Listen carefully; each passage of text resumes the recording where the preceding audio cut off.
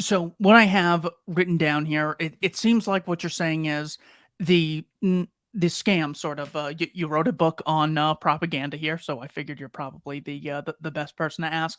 It almost seems like the propaganda mechanism is they take something that exists in human society, greed and ignorance. Any society everywhere you could find some greed and some ignorance, and then they pin it on the voluntary sector, never applying it to their own sector.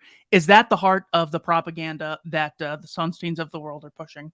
Yeah, and I don't know if you want to call it propaganda. I think it's just a lack of analytical consistency. So I don't know Mm. if I don't know if it's an intentional misdirection or misinformation. It might be, but I think people tend to associate the public sector with good, and as you were put it before, and the private sector as cutthroat competition, dog eat dog competition, and I'm looking out for number one at the expense of everyone else. The public sector, it's this positive sum, we all benefit, and that's just not true.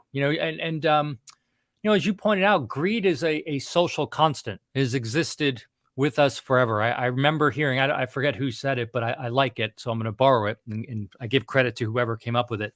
But using greed as an explanatory variable for outcomes is the equivalent of using gravity to explain why a plane crashes.